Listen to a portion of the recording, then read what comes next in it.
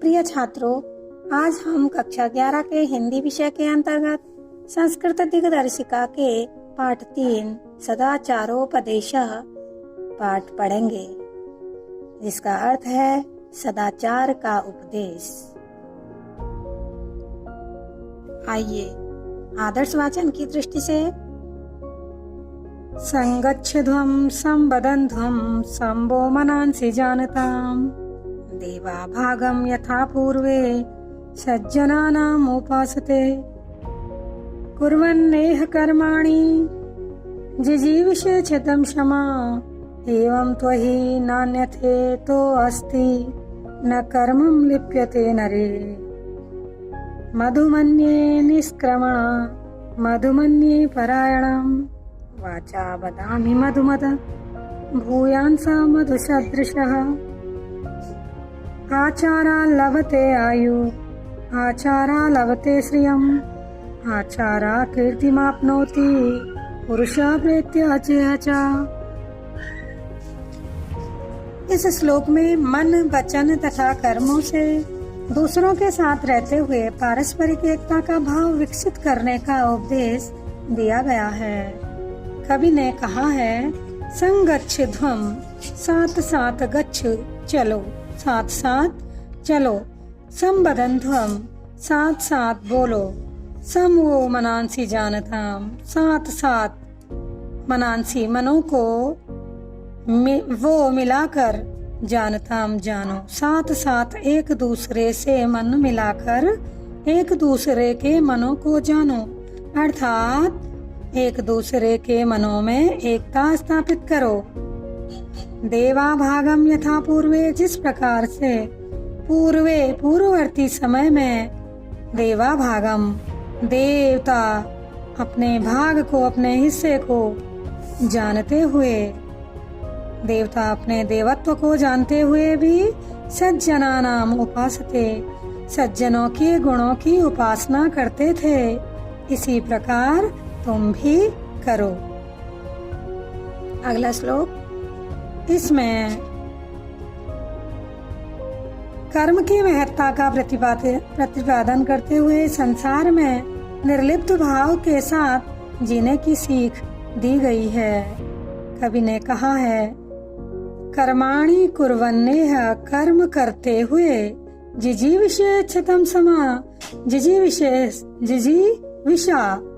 जीने की इच्छा, कर्म करते हुए शतम 100 वर्षों तक जीने की इच्छा रखनी चाहिए।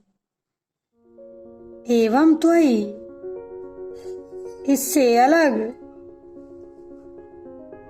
तुम्हारे लिए, नान्य थे तो अस्ति, नाद प्लस अन्य प्लस इता प्लस अस्ति, इससे अलग तुम्हारे लिए कोई मार्ग नहीं है। यदि मनुष्य इस मार्ग पर चलेगा, 100 वर्षों तक कर्म करते हुए जीने की इच्छा रखेगा, तो मनुष्य कर्मों में लिप्त नहीं होगा और निर्लिप्त भाव से जीवन जिएगा।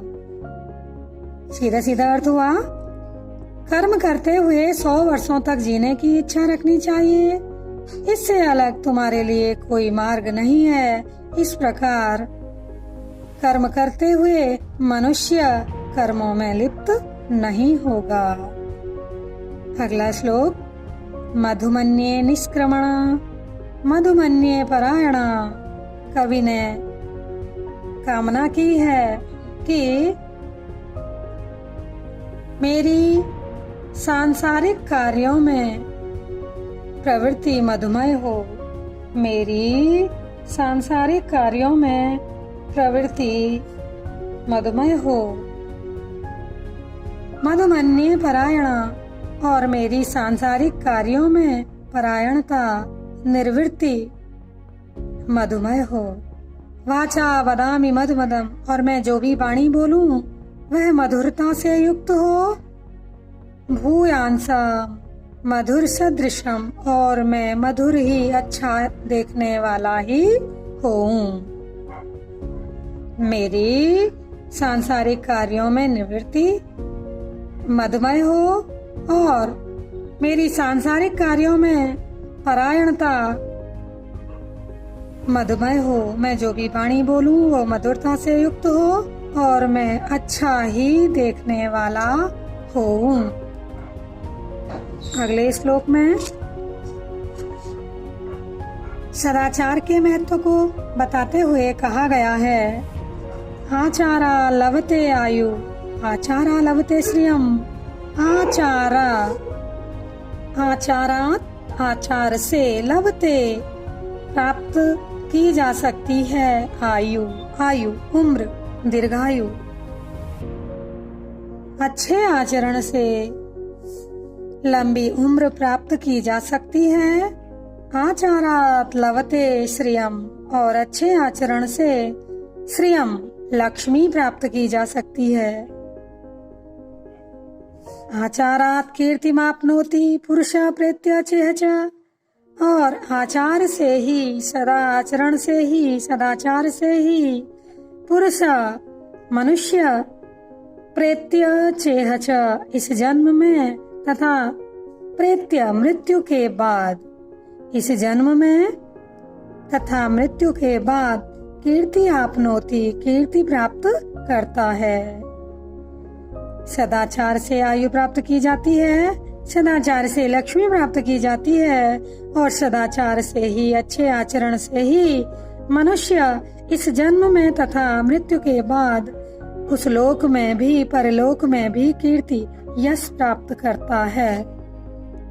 ये नास्तिका निष्क्रियाश्च गुरुशास्त्रतिलंघिना अधर्मज्ञा दुराचारस्ते भवन्ति गतायुषा। इस श्लोक में अधर्मी और कुपथगामी बुरे मार्ग पर चलने वाले व्यक्तियों को अल्पायु वाला बताया गया है। कहा है, ये नास्तिका, जो नास्तिक होते हैं, ईश्वर के अस्तित्व में विश्वास नहीं रखते हैं, निष्क्रियास और निष्क्रिय होते हैं, आलसी होते हैं, गुरु शास्त्र तिलंघना, गुरु और शास्त्रों के उपदेशों का उल्लंघन करने वाले होते हैं, अधर्मी होते हैं, अधर्म के मार्ग पर चलने वाले होते हैं और दुराचारी होते हैं। ऐसे लोग भवन्ति गतायुष, अल्पायु को प्राप्त होते हैं। अगला श्लोक, ब्रह्म मुहूर्ते बुद्धेत धर्मार्थो चानुचिन्तयेत उत्थाय चम्य तिष्ठेत पूर्वां संध्यां कृतांजलि। ब्रह्म मुहूर्ते बुद्धेत, इस श्लोक के माध्यम से कवि ने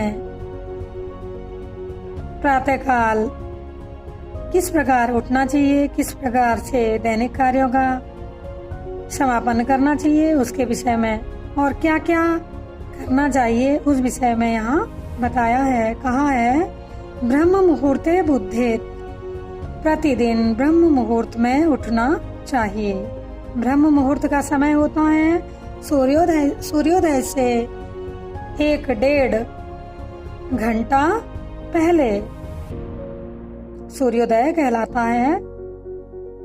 2 घंटे हो सकते हैं, तो सूर्य उदय होने से पहले उठना चाहिए, ब्रह्म मुहूर्त में उठना चाहिए।